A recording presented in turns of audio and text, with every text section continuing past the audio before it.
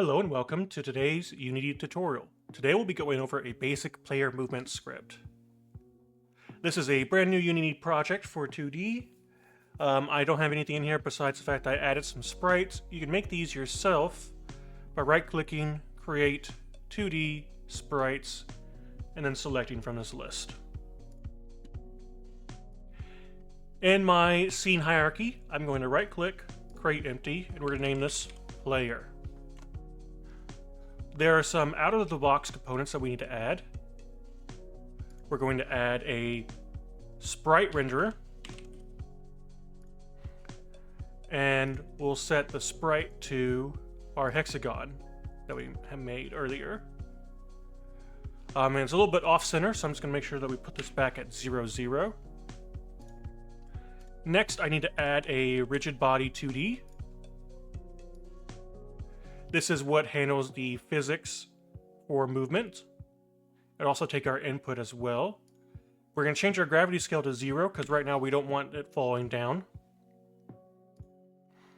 Next, we're going to add another component. It's going to be a polygon collider 2D. And I'm just going to make sure that we have our 6 points here, and we do.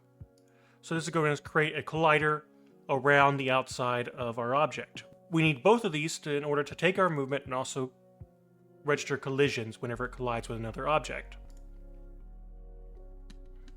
Now I'm going to go into our assets folder. I'm going to right-click, create folder. We'll name this scripts. Next, inside scripts, I'm going to create mono behavior script, and we'll name this player movement.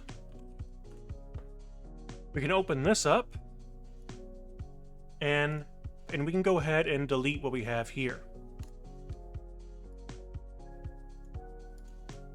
I'm going to copy and paste what I've already written here, but I'll explain it as we go. So first we have our 3 variables we want to define. First is a public float. Float is a number that can have a decimal point.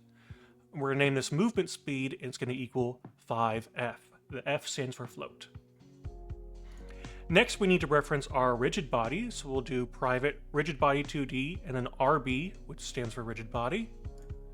And then finally, we need a vector 2, which is a 2-coordinate number, meaning it has an X and a Y.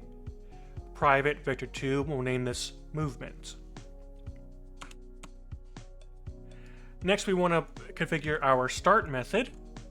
So we have void start, and then RB equals get component rigid body 2D. So we're just retrieving our rigid body components. Next, we'll do our update. So void update get input. Now this is throwing a red line error because we have not defined this method yet. Let's go ahead and do that now.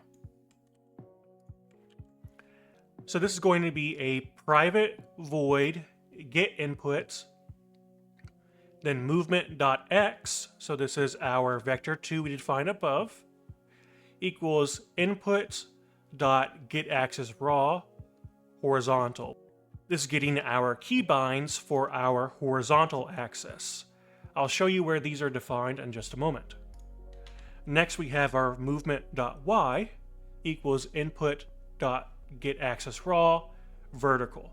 Same thing as above, and I'll show you where these are defined in just a moment. Finally, we have our very last method in this script.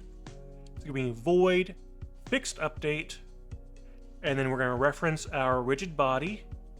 We'll reference a method that comes with the rigid body, move position, and then we need to calculate what we need to move. So we'll do RB.position, means its current position, plus our movement, which is calculated up above, times our move speed, times delta time, which means that how much time has passed since the last time it was calculated. The difference between update and fixed update is that update is run once per frame, meaning it is dependent upon the performance of the computer running the program, versus fixed update, meaning that it is run at regular intervals I believe it is 50 times per second. I'm going to hit Control S on my keyboard to save this, and then we can go back to our game. I can go to my player, add component, player movement, and then I hit play.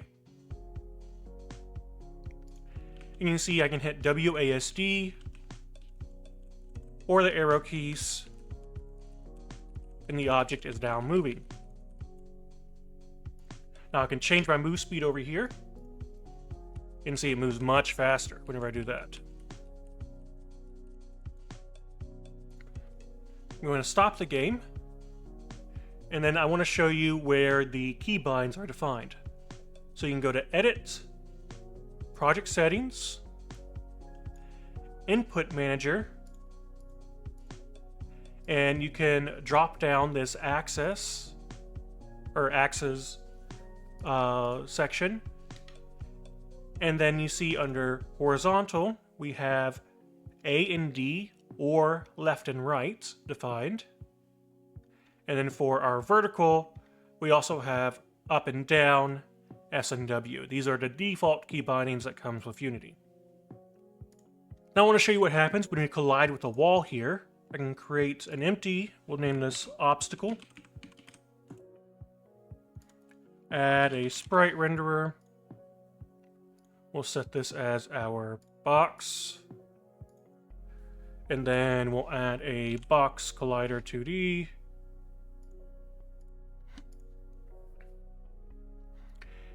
And then I'll hit play.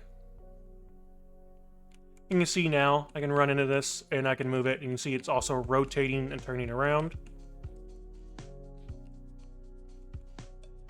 If you want to prevent it from rotating, you can expand your rigid body here, open up the constraints section and select freeze rotation.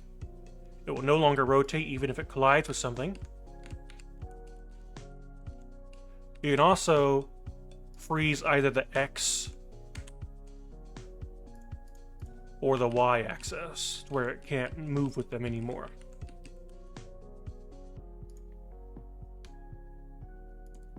Now I want to show you whenever we have some gravity turns on. So I'm going to move this below our object here, our player here.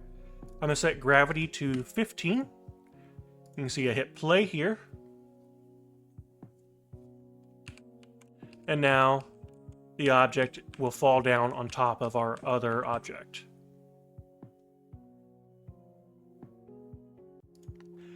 And that's it for today. I hope that you enjoyed. If you did, please take a look at my other tutorials. Have a wonderful day. Thanks.